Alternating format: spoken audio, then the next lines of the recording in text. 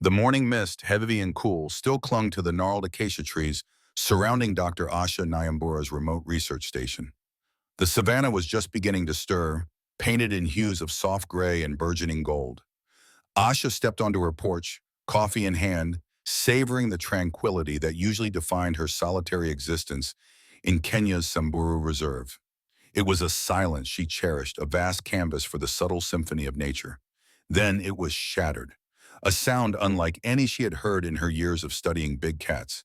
Not the booming territorial roar of a male, nor the casual huff of a pride. This was an urgent, desperate call, laced with an almost human-like anguish that pierced the quiet, vibrating through the very air. Asha's heart hammered against her ribs. She knew the sounds of distress, but this felt different. Dropping her mug, she snatched up her binoculars, her hands trembling slightly as she scanned the hazy horizon. The primal instinct of a scientist, honed by years of observation, warred with a sudden, gripping fear. Through the shimmering heat haze about 200 yards out, she spotted movement. A massive lioness, powerful and sleek, but her gait was all wrong. She wasn't stalking prey, not on a routine patrol. Her movements were deliberate, precise, almost burdened. And then Asha's breath caught in her throat. The lioness was carrying something in her jaws. Not a kill, but a small, motionless bundle of fur. A cub. And she was heading directly towards Asha's station, a human outpost typically avoided by predators with such fierce determination. The sight was unimaginable, a complete defiance of every known behavioral pattern Asha had ever studied. The cub hung limp, its small head lolling, its stillness profoundly troubling. The lioness continued her slow, purposeful approach until she was roughly 50 yards from the porch, a distance that would usually spell immediate danger for any human. With an unnerving gentleness, she lowered the cub to the dry earth, nudging it with her nose. Her amber eyes, ancient and intelligent, then lifted, fixing directly onto Asha. In that gaze, Asha felt something undeniable, a raw, intelligent plea that bypassed her scientific understanding and went straight to the core of her humanity.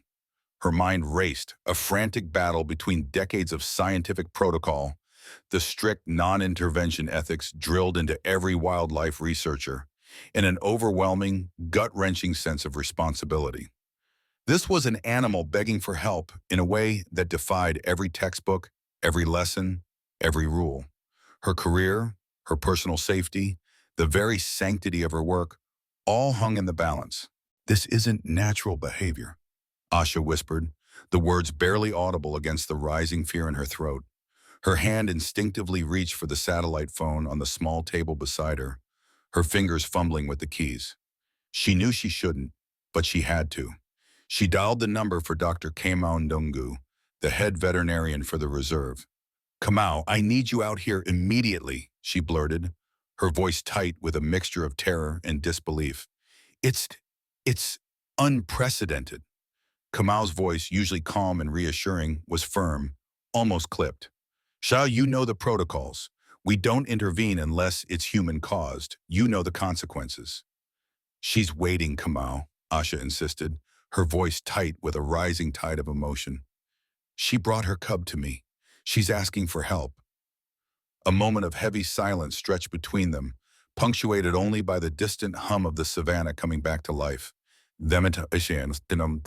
Kamau's sigh filled the line. "I'm 20 minutes out. Do not approach. Document everything." "Do you hear me, Asha? Everything." Even as Kamau spoke, the lioness shifted, taking another slow, deliberate step closer to the station. A soft, rumbling chuff, usually a sound of reassurance within a pride, vibrated across the clearing, directed unmistakably toward Asha. It was a sound of desperate communication, pulling her further into the impossible scenario. Asha, her hands still shaking, activated the camera on her phone, a profound sense of awe battling with a deepening dread as she began to record the impossible tableau before her. The dust plume heralded Kamau's arrival, his Land Rover kicking up a red cloud as it raced along the access road. The lioness, still vigilant beside her cub, tracked its approach with an unnerving intensity, her amber eyes unwavering. Asha, perched on her porch, held her breath, expecting the usual flight response. But instead, as the vehicle braked, The magnificent feline did the unthinkable. She nudged her motionless cub forward, moving them both even closer to the research station, as if presenting her case more clearly. Kamau emerged from the Land Rover, his movements initially cautious, his eyes wide with a disbelief that mirrored Asha's own. He carried his veterinary kit, but his gaze was fixed on the Lioness. Extraordinary, he breathed, the word a reverent whisper. In 15 years, I've never seen anything like this. The Lioness continued her approach, stopping at a mere 15 yards. With a delicate, almost deliberate motion, she lowered the cub to the ground once more, then took a few steps back, creating a clear space between herself and her ailing offspring. It was an invitation, stark and undeniable. She's giving us access, Kamau murmured, his scientific skepticism, usually an unbreachable wall, visibly crumbling under the weight of this raw reality. He exchanged a glance with Asha, a silent acknowledgement of the unprecedented situation they faced. Without further hesitation, Kamau moved forward, dropping to his knees beside the cub. Asha, still filming, watched, her heart thudding a frantic rhythm against her ribs. The Lioness, a colossal presence, remained unaggressive, her powerful frame poised, her gaze fixed on their every move, a silent guardian. Kamau's hands, practiced and gentle, began their examination. The cub was small, far too still, its labored breathing shallow. Its tiny body felt cool to the touch. Critical, Kamau stated, his voice low. Low temperature, severe respiratory distress, advanced pneumonia, by the looks of it. He continued his assessment, palpating, listening with a stethoscope, but then his brow furrowed. But there's something else, he murmured, his gaze falling on the cub's muzzle. Faint, reddish lesions marred the delicate skin around its mouth, and a peculiar, almost metallic odor emanated from its fur, subtle but distinct. He leaned closer, sniffing. Not typical for a respiratory infection at all. He meticulously took blood samples, his movements precise. As the blood filled the syringe, he paused, tilting it, observing its consistency. These readings, they're off, he muttered, more to himself than to Asha, a new unsettling note in his voice. The blood seemed unusually viscous, darker than it should be. Kamau then faced the dilemma squarely. Standard protocol dictated separation, taking the cub to a controlled facility away from its mother. But the Lioness's explicit trust, the very act of bringing her cub to them, was paramount. Violating that trust could have catastrophic consequences, not just for this cub, but for the delicate balance between humanity and wildlife they strove to maintain. This little one needs antibiotics, oxygen, and continuous monitoring, Kamau told Asha, his voice now imbued with a grim determination. But we can't move her without violating that trust.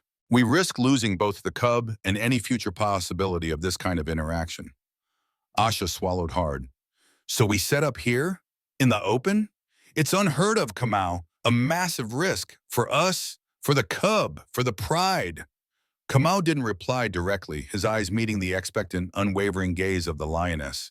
He knew what she was asking. The risk of doing nothing is higher, he finally declared, his voice firm. We establish a field hospital here, around the cub. With Kamau supervising, Asha quickly retrieved supplies from the Land Rover. A portable oxygen tank, a small medical tent, and a cooler with veterinary drugs. They worked under the intense, watchful eyes of the Lioness. As Kamau administered the first antibiotic injection, the cub flinched slightly, but the mother remained calm, a low rumble vibrating in her chest. She even nudged a little closer, as if supervising the procedure, ensuring their intentions were pure. Watching her, Asha felt a cold, chilling premonition settle in her gut. This cub's illness, with its strange lesions and metallic scent, felt like more than just natural misfortune. It felt engineered. A seed of something far more sinister had been planted in the heart of the Savannah. Asha's research station, typically a quiet hub of data analysis and observational reports, transformed overnight into a makeshift field hospital. The soft hum of a portable oxygen concentrator replaced the chirping of crickets, blending with the low murmur of Kamau and Asha's voices. A small medical tent shielded the cub from the elements, its translucent fabric glowing faintly in the dim light of dawn. The Lioness, a magnificent sentinel, maintained her vigil. She paced a protective perimeter, never venturing too close to the human activity, but always within sight, her amber eyes tracking every movement. Yet, she allowed Kamau full, unprecedented access to her cub. When the oxygen tube needed adjusting, or an injection had to be administered, she would watch, her intense gaze conveying a strange mix of anxiety and trust.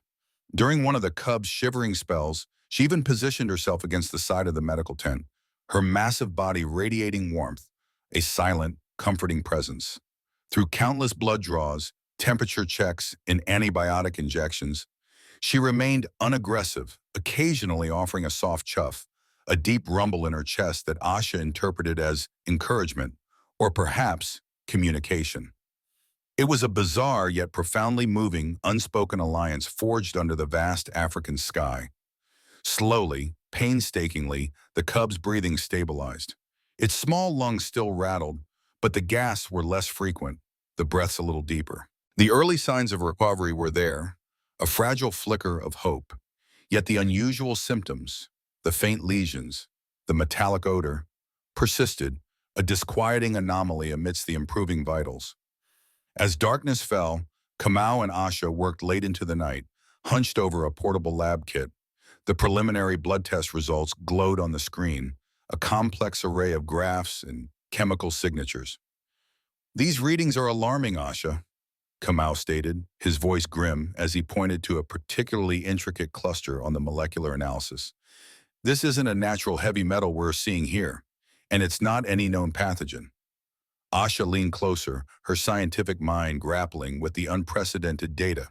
"You're right, this is engineered, a synthetic compound. Look at the binding properties.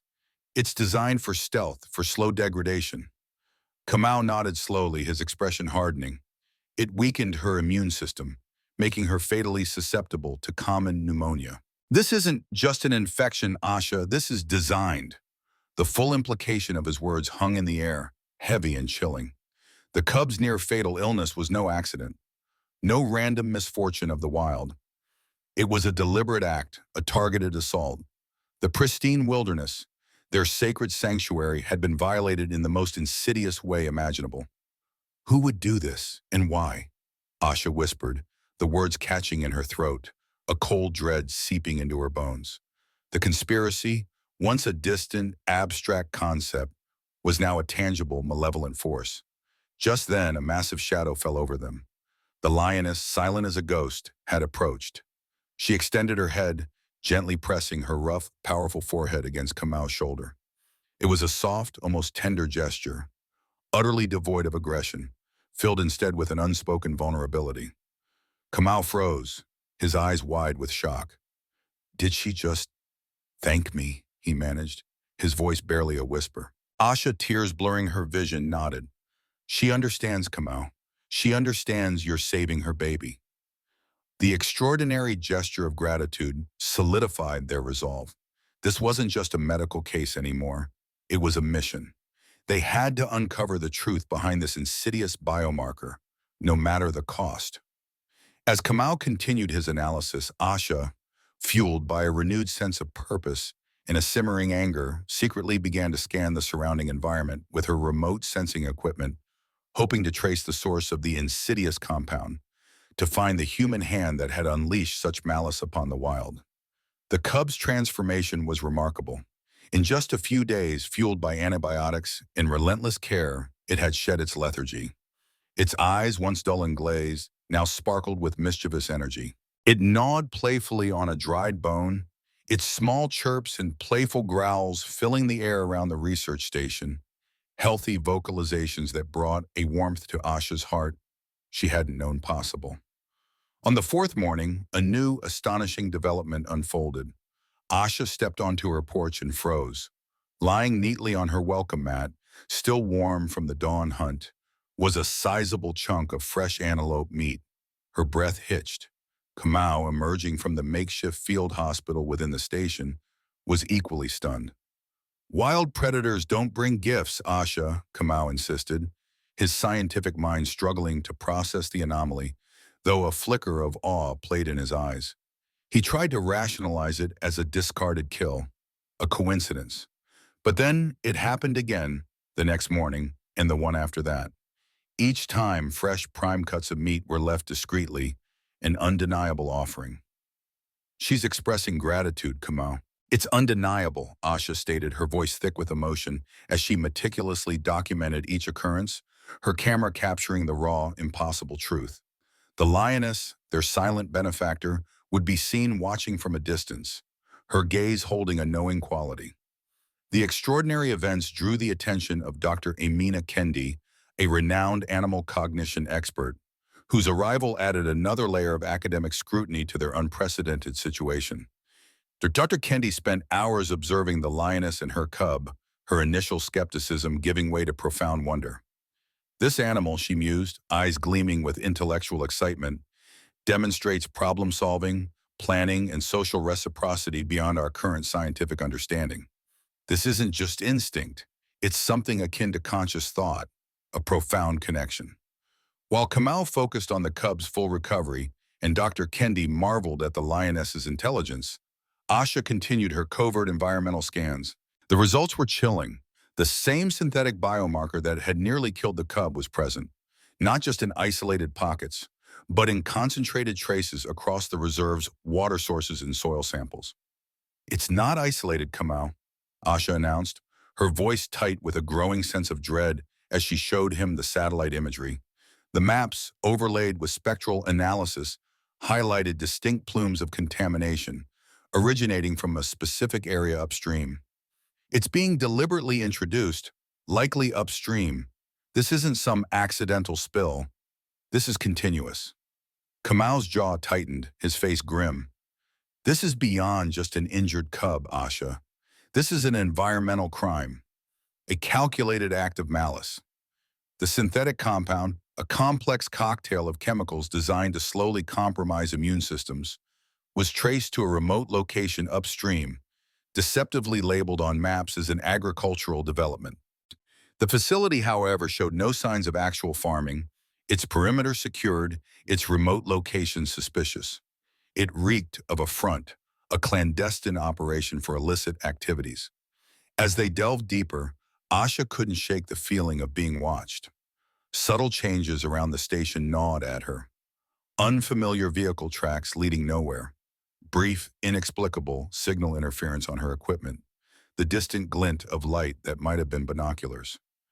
"Someone knows we're getting close, Kamau," Asha warned, her voice barely a whisper, a cold shiver running down her spine. The playful bond with the lioness felt suddenly fragile, exposed. As if sensing the rising tension, the lioness, whose cub was now fully recovered and bounding with energy, began to exhibit even more protective behaviors. Her patrols around their shared territory became more frequent, her roars at encroaching hyenas more fierce. She was safeguarding her family and perhaps her newfound human allies. "We have to report this, Asha," Kamau stated, his voice heavy with the weight of their discovery. "But how do we do it without putting ourselves and this lioness at even greater risk? We don't know who we're up against." The cub, now a picture of health, scampered closer, sniffing at Kamau's medical bag, its small nose twitching with curiosity. It let out a soft, chirping vocalization, a sound of profound trust that cemented their resolve and solidified their unspoken pact. If you've been gripped by this impossible story, if your heart races with every twist, then smash that like button, share this with everyone you know, and subscribe so you don't miss a single crucial detail of this unfolding thriller. Because what Asha and Kamau face next isn't just a threat to their research, it's a direct, life-threatening assault on the truth itself. The conspiracy is closing in, and they are now caught in its deadly snare. On the seventh day, the crisp morning air carried a palpable shift. The lioness, Mamas, her cub now darting playfully around her, signaled her readiness to depart, a primal instinct drawing her back to the wild, but not before a ritual, an extraordinary farewell that defied all their understanding. She began by meticulously inspecting each piece of medical equipment that had become a lifeline for her cub. She sniffed the oxygen tank, nudged the empty antibiotic vials with her nose, even licked the metallic surface of the stethoscope, as if memorizing the objects that had brought healing. Amina Kendi, witnessing this, watched with spellbound fascination. "She's creating a memory map," Dr. Kendi whispered, her voice filled with awe, "documenting the elements of her cub's survival, associating them with the source." Then the lioness approached Kamau. Her amber eyes, usually so fierce, held an intense, almost spiritual depth. With a gentle deliberateness that belied her immense power, she pressed her massive forehead against his chest, a deep purr rumbling from her throat, vibrating through his very bones. It was a profound connection, an unspoken acknowledgement of the bond forged in crisis. She repeated the gesture with Asha, her rough fur brushing against Asha's cheek, leaving behind the scent of wild grace and an overwhelming sense of emotional reciprocity. But her ritual wasn't complete. She then nudged her cub towards Kamau, giving a soft chuff of encouragement. The cub, initially hesitant, responded to its mother's cue, rubbing its small head against Kamau's legs, a tiny purr mirroring its mother's. "She's teaching her cub," Durkendi breathed, tears welling in her eyes, "to recognize humans as allies. She's passing on trust." The moment was sacred, yet it was fleeting. As the lioness led her cub away, disappearing into the acacia trees, Asha returned to her computer, a renewed sense of purpose driving her to finalize their report on the synthetic biomarker. This evidence had to get out. It had to expose the perpetrators. But just as she was about to initiate the satellite transmission, the screen flickered, then went dark. The satellite link, their only connection to the outside world, had mysteriously failed. Hours later, the dust plume of an approaching government vehicle shattered the evening quiet. It was unannounced, unwelcome. A stern-faced official, Mr. Jabari, stepped out, impeccably dressed but with eyes that held a cold, assessing glint. He carried an air of authority that felt less protective and more threatening. "Just a routine check on your unusual research, Dr. Nyambura," Mr. Jabari stated, his forced smile not reaching his eyes. His gaze swept over the remnants of their field hospital, lingering on the medical tent. His questions came rapidly, too specific, too informed. He probed their anomalous findings, inquired about the cub's unusual recovery, each word like a tightening knot. Kamau, ever vigilant, subtly secured the remaining biomarker samples in a hidden compartment, sensing a trap, a deliberate attempt to confiscate their evidence. Asha maintained her composure, her voice steady as she deflected his inquiries, giving broad, non-committal answers. But internally, she felt a tightening noose of surveillance, the chilling realization that their every move had been watched. Before he left, Jabari leaned in, his voice dropping to a low, menacing tone. He warned them about misinformation and sensational claims that could harm the reserve's reputation, implying severe consequences for any unsubstantiated accusations. It was a thinly veiled threat, a chilling confirmation of powerful forces at play. As his vehicle vanished into the encroaching darkness, the lioness, now at the perimeter of the reserve, released a full-throated, complex roar that echoed across the savannah. It was not a warning, nor a territorial claim. It was a sound layered with defiance, intelligence, and an ancient wisdom that seemed to defy simple interpretation, a call to arms that resonated deep within Asha's soul. The lioness, a regal silhouette against the rising sun, led her now robust cub toward the reserve's boundary. They paused, turning back toward the station. She threw her head back, releasing a complex emotional roar that rippled across the savannah, a sound Asha felt deep in her soul. It wasn't a roar of aggression, but one of profound farewell, laden with a raw, undeniable intelligence. Her cub, emboldened, joined her, its small, fledgling growls attempting to mimic its mother's powerful call, creating a duet of primal connection. In the distance, other lions responded, their calls weaving into a vast, harmonious symphony of the wild. Both lioness and cub then turned their heads, their amber eyes meeting Asha's and Kamau's across the expanse, a final, poignant moment of acknowledgement that cemented their multi-species bond forever. Mr. Jabari's thinly veiled threats still echoed in Asha's mind, and the coincidental satellite outage had solidified their fears. The pieces of the conspiracy were falling into place with terrifying clarity. They were being watched, warned, and now actively suppressed. Asha, her heart pounding with a mix of fear and righteous anger, activated a hidden emergency beacon, a fail-safe she'd installed years ago. Discreetly, she began sending their crucial data, the biomarker analysis, the satellite imagery, the environmental reports, to a network of trusted contacts outside the official channels. It was a desperate move, a leap of faith into the unknown, but their only chance. Kamau and Asha then reviewed all their accumulated evidence. The insidious biomarker, the deceptively named agricultural development, acting as a front, the emerging ties to a shadowy corporate entity.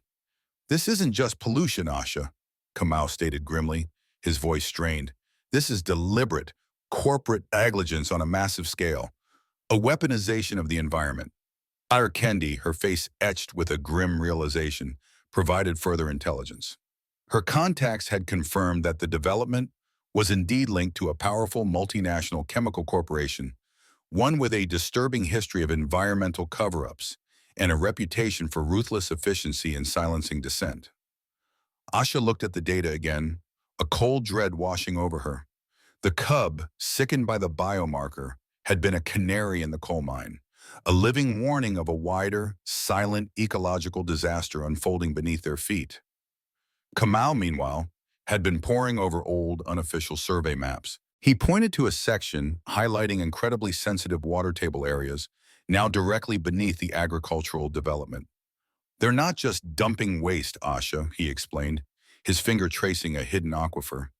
They're poisoning the very arteries of the ecosystem, endangering countless species and entire human communities downriver, intentionally. The full horror of the conspiracy settled upon them. This was an act of profound ecological terrorism, driven by corporate greed, executed with cold precision, and now protected by powerful, ruthless forces. They will come for us, Asha, Kamau said, his gaze fixed on the distant spot where the lioness and her cub had disappeared. If we expose this, our lives will change forever. We will be targets. Asha held her phone, scrolling through the last footage of the lioness's profound handshake gesture. The memory of that intelligent gaze, that silent plea, burned bright in her mind. We cannot let them get away with this, Kamau, she asserted, her voice firm, resolute. Not after what we've seen. Not after the trust she placed in us. The agonizing decision hung heavy in the air between them. Risk everything to expose the truth, becoming whistleblowers against a corporate leviathan, or succumb to silence, betraying the trust of the magnificent lioness and the Savannah itself. The choice for Asha was no longer a question of protocol or personal safety, but of conscience. With a deep breath, Asha clicked send on the secure transmission, sending their damning evidence into the digital ether. She had chosen truth, unaware of the dangerous, irreversible path now laid before them, a path that would lead them into the heart of a conspiracy far more dangerous than any predator. The morning mist clinging to the acacia trees, a familiar sight at Dr. Asha Nyambura's remote station, had transformed from a symbol of peace into the backdrop for an unimaginable truth. What began as an unprecedented plea from a desperate lioness, defying every scientific protocol and natural instinct by bringing her dying cub to a human, had blossomed into a miraculous rescue. Yet, that initial impossible act was only the gateway to a discovery far more chilling than Asha or Dr. Kamau Ndungu could have ever envisioned. The cub's recovery, a testament to their tireless efforts, forged an extraordinary, unspoken alliance, cementing an inexplicable bond between species. This miracle, however, unveiled a sinister truth. A synthetic biomarker, clear evidence of a deliberate corporate environmental crime. The insidious poisoning of the Savannah had been exposed not by human surveillance, but by the raw, intelligent call for help from a creature of the wild. Now, with the lioness and her healed cub making their final ceremonial departure, their silent farewells echoing profound gratitude, Asha, Kamau, and Dr. Kendi faced their ultimate dilemma.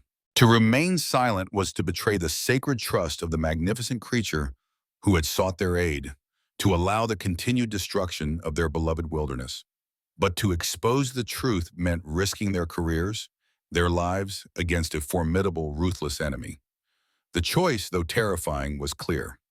Asha pressed send, choosing to amplify the Savannah's silent plea. igniting a fight for truth that would irrevocably change their world.